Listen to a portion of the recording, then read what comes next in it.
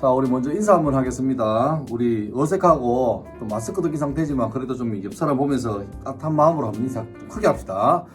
메리 크리스마스! 이봐라 안 하지? 다시 한 번 더. 자, 크게 웃으면서 시작! 메리 크리스마스! Merry Christmas, everyone! 성탄절은 예수님의 생일입니다. 자, 퀴즈 낼게요. 1번, 예수님께서 태어나신 동네는 어디일까요? 힌트, 이 베들레에 살이 많은 사람들을 이렇게 말하기도 합니다. 1번 문제입니다. 두 번째 문제 2번, 예수님께서 태어나신 구체적인 장소는 어디일까요? 이 힌트 줄게요. 말이나 소 같은 가축, 짐승과 관련이 있습니다. 자, 아시겠습니까? 자, 1번 문제, 예수님께서 태어나신 동네, 정답은 어딜까요? 예, 베들레헴입니다. 그리고 두 번째, 예수님이 태어나신 구체적인 장소, 그 베들레헴이 어디에서? 예, 구유에서 태어났습니다. 제가 상식 차원에서 관련 스토리를 좀 얘기해 드릴게요. 당시는 지금부터 한 2000년 전인데 로마 제국, 로마 황제가 전 세계의 패권을 차지할 그때입니다. 한 번은 황제가 갑자기 자기 제국의 모든 사람이 전부 다 고향으로 다 돌아가서 호적을 등록해라 명령을 내립니다. 그게 왜 그러냐니까 지금이야 이 전살이 잘 되어 있지만 그때는 그게 없잖아요. 몇 사람인지, 인구가 몇 사람인지를 조사해서 정확하게 세금을 부과하기 위해서입니다. 근데 하필 이때 예수님을 잉태한 마리아는 벌써 만삭이었습니다. 남편 요셉과 함께 고향인 베들레헴으로 서둘러 갔지만 아무래도 남보다 발걸음이 늦겠죠. 그래서 베들레헴에 도착했을 때는 이미 많이 늦었어요. 요즘 치면 호텔이나 모텔이나 여관이나 게스트하우스나 민박 모두가 다 예약이 다 차버렸고 방이 다 나가버렸고 빈 방이 없는 상황이죠. 근데 그때 마리아가 출산이 임박했다는 어떤 산통이 시작됩니다.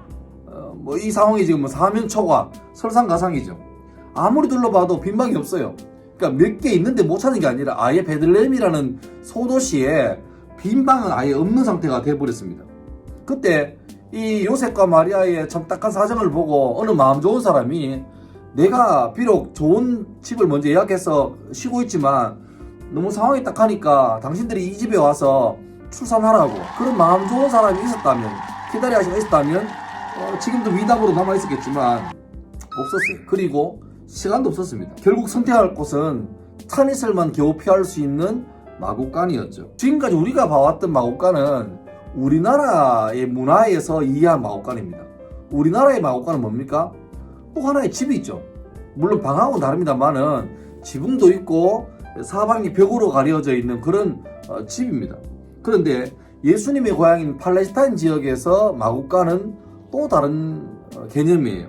쉽게 말하면 그 동네에 있는 마국간은 가축들이 낮에는 빈들에 있다가 밤에 어떤 맹수들로부터 위험도 있고 또 밤에 그 이슬에 맞으면 몸에 안 좋으니까 그 이슬만 겨우 피할 수 있는, 쉽게 말하면 자연적인 절벽에 이렇게 움푹 들어간 곳, 그런 데가 그냥 마국간으로 쓰여진 그런 분위기였습니다. 그러니까 하여튼 여기에서 마리아가 예수님을 출산하죠.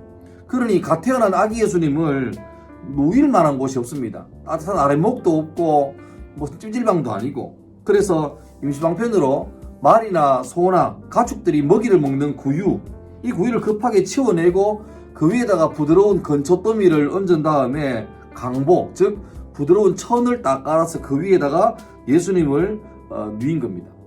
제가 오늘 성탄절 예배에 설교 제목, 메시지 제목을 빈방 있습니까? 라고 잡았습니다. 빈방 있습니까? 영어로 말하면 몰라요. 하여튼 좀 독특한 제목이에요. 사실 이 빈방 있습니까? 라는 제목은 꽤 유명한 기독교의 연극 제목입니다. 미국의 한 교회에서 실제로 있었던 일을, 감동스러운 이야기가 연극으로 만들어져서 공연되고 있는 건데요. 실제 있었던 해프닝을 이제 연극으로 만든 거죠. 예수님께서는 빈방이 하나도 없어서 말들이나 양들이나 그런 가축들이 지내고 있는 마국간 말 구유 안에 태어나셨죠. 그런데 그때로부터 2000년이 넘게 지난 지금도 여전히 이 사건은 반복되는 듯합니다. 물론 그 당시 예수님 태어날 당시에는 예수님이 있을 물리적 공간이 없었죠. 몸이 있을 공간, 스페이스가 없었는데 지금은 예수님이 있을 마음의 공간이 없는 것 같은 시대가 됐습니다. 성탄절의 의미는 점점 희미해져 버리고 온 세상이 그냥 이때 되면 다 좋아해요. 너무 기뻐하고 즐거워하고 즐깁니다. 그런데 성탄절의 진짜 주인공, 성탄절이라는 생일 주인공인 예수님은 온데간데 없고 산타클로스, 루돌프, 캐롤, 크리스마스 트리, 선물, 화이트 크리스마스 이런 것으로만 가득 차 있죠. 또 예수님이 이 땅에 오신 성탄절을 크리스마스를 기뻐하는 교회나 성당이 성탄절을 기뻐하는 것보다 더 빨리, 더 크게, 더 화려하게 백화점이나 클럽이나 시내가 더 예수님의 성탄절을 좋아합니다. 뭔가 이상하죠.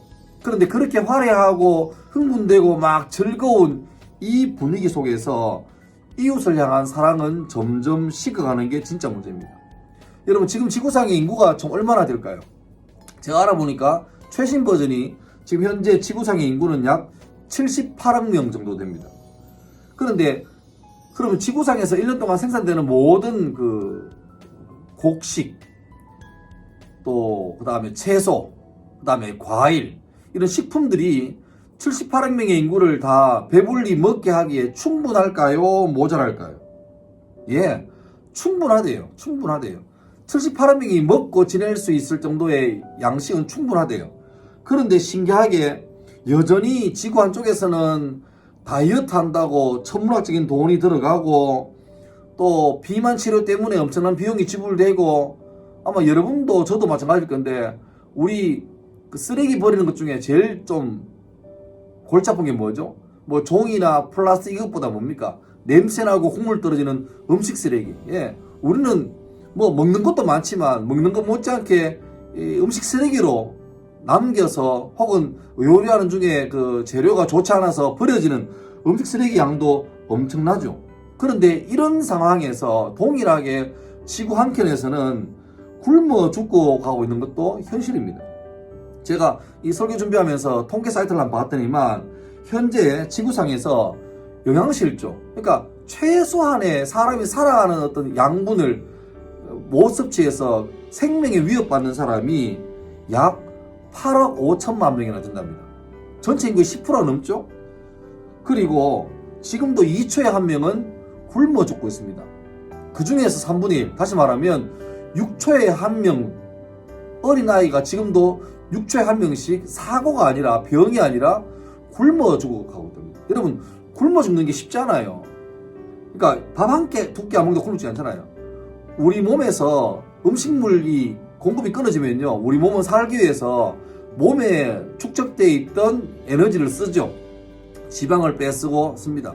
그런데 그래도 계속 공급이 안 되면 그 다음에는 살아남기 위해서 몸 안에 있는 어떤 장기 이런 쪽에 있는 것들을 빼서 쓴답니다. 그러니까 그게 도가 지나쳐버리면 나중에는 우리 몸의 생존을 위해서 돌아가야 될 어떤 내장들이, 장기들이 활동을 못하게 되는 게 뭡니까? 그게 굶어 죽는 거죠. 예, 그렇게 굶어 죽는 사람이 지금도 2초에 한 명, 특별히 아이들은 6초에 한 명씩 지금도 죽어가고 있답니다. 반면에 정상 체중보다 넘어서는 과체중인 사람이 무려 17억 명이고, 그 중에 정도가 더 심해서 비만인 사람들, 전 세계 인구의 약 10분의 1쯤 되는 7억 명. 보세요. 영양실조가 8억 5천 명이고 초고도 비만이 7억 명이에요.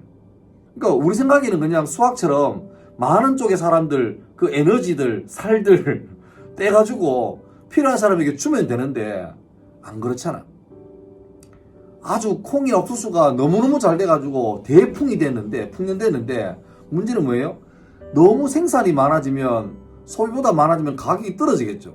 그럼 이 사람들은 그 많은 생산물을 수소한다고 노동력만 죽도록 들이고 가격이 떨어지면 이해타산이 안 맞으면 어떡합니까? 그 넓은 들에 있는 멀쩡하게 잘 된 옥수수나 콩이나 밀들을 어떻게 합니까? 불질러 버려요. 우리 생각에는 차라리 그런 거 그냥 좀 수확해서 불쌍한 사람들 도와주면 되지 않느냐, 그런 마음이 있는데, 거기 현장에 있는 사람들은 그렇게 하면 수익이 떨어져가지고 자기들 위험하다는 거예요. 여러분, 물론 그 위험한 게 굶어 죽을 위험은 아닙니다. 작년에 내가 얻었던 수확보다 좀 적게 가져간단 말이죠. 우리 좋은 마음에는 좀 가난하더라도 조금 원래 좀 가난하더라도 그것 때문에 여러 사람 살리면 좋을 건데 근데 사람 마음이 그런 것 같지는 않은 것 같아요. 우리나라만 봐도 그 상황이 별반 다르지 않습니다. 더군다나 원래는 코로나 때문에 얼마나 힘들어요. 더군다나 이제 겨울 되니까 이 코로나 때문에 힘든 것도 있는데 여기다가 날씨도 추워지니까 이게 배가가 되는 거죠. 추운 겨울이니까 노숙하시는 분들은 너무너무 힘든 때가 되었습니다. 여름에는 그나마 좀 지낼 만한데 겨울 되면 진짜 생존이 힘들 정도죠. 며칠 전에 광주에서 노숙하시는 분이 너무너무 추워서 새벽에 빈 공터에서 이렇게 불을 내가지고 불을 쬐고 있다가 자기 그 옷에 불이 옮겨 붙는 바람에 정말 위험한 상황이었는데 천만다행으로 지나가시던 몇몇 행인들이 그걸 보고 와서 불을 꺼서 목숨을 구한 일도 있었습니다. 반면에 좀 더 전에는 어느 경기도에서 한 무료 급식소에서 있었던 참 마음 아픈 사건이 있었죠. 한번 보시고 오실래요? 여기서 이러시면 안 됩니다라는 상황이 딱 벌어졌습니다. 최정아 기자님. 네, 노숙인 무료 급식소에 한 모녀가 도착을 했습니다. 흰색의 비싼 차 한 대가 성당에 왔다. 그리고 할머니와 아주머니가 내렸다. 이 두 사람은 태연하게 노숙인들 사이에 끼어들었다라고 글을 시작했습니다. 어머니와 딸로 보이는 두 여성이 왔다는 거예요. 따님도 있으시고 이렇게 좋은 차량을 타고 다니는데 본인들이 도시락을 갖고 가게 되면 다른 진짜 노숙자분들이 식사를 못 하시게 될 수도 있다. 그런데 이 모녀의 반응이 다소 황당했습니다. 여긴 공짜 밥 주는 곳 아니냐? 내가 공짜로 밥 먹으러 왔는데 무슨 문제냐? 이런 식으로 실랑이를 이제 벌였는데요. 여러분 어때요? 막 마음속에 분노가 안 생깁니까? 저는 그 말을 못 잊겠어요. 당신에게는 그냥 이게 한 끼 때우는 것이지만 당신이 빼앗은 한 사람의 그 식량 때문에 한 사람은 이 땅에서의 마지막 음식을 못 먹을 수 있다. 그러니까 우리가 왜 참 이래 됐는지 모르겠습니다. 라떼 얘기해서 미안한데 저는 하루에 버스가 3번, 4번 들어오는 그런 산골 동네. 더군다나 저희 동네는 버스 종점입니다. 버스 타고 너무 피곤해가지고 잠들어도 괜찮아요. 또 아저씨가 깨워줘요. 학생 다 왔어요. 일어나요. 제가 어릴 때 기억만 해도 제가 초등학교 한 1, 2학년 때만 해도 저는 물론 국민학생입니다. 국민학교 1학년 때만 해도 저희 동네에 그 제일 큰 도로가 이렇게 시멘트 포장이 안 돼가지고 흙길이었습니다. 그 버스가 들어오면 그 버스 지나가면 막 먼지가 막 일어요. 그러면 지금 말도 안 들으시는데 그때는 그 버스 먼지 내면서 가는 버스 뒤에 우리 동네 애들이 막 달려가가지고 버스 따라가고 그랬거든요. 그때와 비교하면 지금 제 상황은 참 감격적이죠. 저는 제 이름으로 된 집도 있고 자동차도 있습니다. 그래서 당장 마음 먹으면 오늘 수업 마친 오늘 오후에라도 제가 제 차 끌고 경주에 가서 포항 가서 바다도 한번 볼 수 있고 그때와 비교하면 진짜 살기 좋은 때를 우리는 살고 있습니다. 그런데 우리 마음속에 빈 방이 없는 것 같습니다. 더 이기적이고 더 세지고 더 자기밖에 모르는 그런 독선적인 시대가 되고 만 것 같습니다. 성탄절은 그냥 막 흥분해서 신나고 즐겁게 축제를 즐겨라 그게 아니라 어쩌면 지금도 내 주변에서 그 예수님을 출산하기 임박해서 요셉과 마리아가 간절하게 빈방 없습니까? 빈방 없습니까? 찾는 것처럼 어쩌면 지금 이 시대에 예수님은 아니지만 또 다른 약한 어느 누구가 좀 빈방 없습니까? 물론 그 방이 진짜로 방은 아니겠죠? 좀 나를 도울 수 없습니까? 그렇게 찾는 사람이 많이 있는데 이걸 좀 살펴야 할 때가 아닌가 그런 생각이 들어요. 제가 성경 말씀 하나 나누겠습니다. 신약 성경 마가복음 10장 45절입니다. 제가 이 자리에 한번 띄워놓겠습니다. 한번 같이 읽습니다. 자, 시작.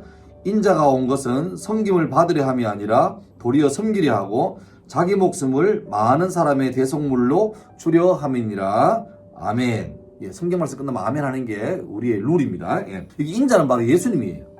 그러니까 예수님이 이 땅에 오신 목적은 막 스웩 있게 플렉스하게 한 번 뿌린 인생 욜로 막 즐기러 오신 게 아니라 섬기려고 왔다. 섬기려고 왔다. 근데 그 섬김의 가장 최종 단계는 뭐냐? 십자가에서 죽으심으로 인류의 죄 문제를 해결하고 하나님과 인간 사이에 끊어진 이 관계의 단절을 다시 회복시키려는 막힌 길을 여시는 게 바로 예수님 오신 목적이다. 이렇게 말했습니다. 그러니까 이 소망 때문에 예수님이 오신 그 성탄을 기뻐하고 감사하고 즐거워하는 거죠. 세상에는 똑똑한 사람이 없어서 부족해서 세상이 점점 더 힘들어지고 차가워지는 게 아닌 것 같습니다. 돈이 부족해서 사회가 어려운 게 아닌 것 같아요. 참된 사람, 착하고 선한 사람, 마음이 아름다운 사람 그런 사람들이 자꾸 희미해지고 적어지니까 이 겨울 날씨만큼 세상이 차가워지는 것 같아요. 혹시 여러분 눈치챘습니까? 참된 사람, 착하고 선한 사람, 마음이 아름다운 사람, 바로 진선미입니다. 참되고 선하고 아름다운 거. 다 좋은 대학에 갈 수 없고 다 대기업이나 인류기업의 안정된 직장에 다 가지 못할 거예요. 했으면 좋겠지만 우리 모두가 다 우리가 원하는 대학 인서울 다 못하는 게 사실이잖아요. 그런데 누군가를 위해서 마음의 빈방 하나 준비해주는 참된 사람, 착한 사람, 아름다운 사람 되는 거는 모두가 다 될 수 있는 것입니다. 똑똑한 사람이 아니라 따뜻한 사람이죠. 똑똑한 사람이 아니라 따뜻한 사람이죠. 예전에 제가 본 영상 중에서 참 그 친구를 위해서 따뜻한 빈방 하나 내어주는 그런 영상이 있었습니다. 함께 볼래요?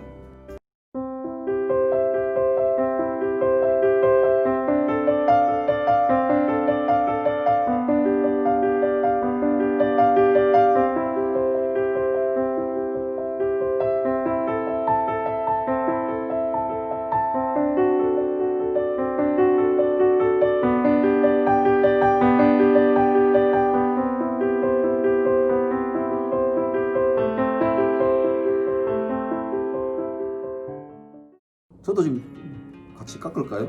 저는 지금 탈모가 진행 중인데 참 감동스럽죠. 감동이란 말은 한자죠. 그러니까 느낄 감자에다가 움직일 동자입니다. 느낌이 움직인다. 다시 말하면 마음이 움직인다는 거예요.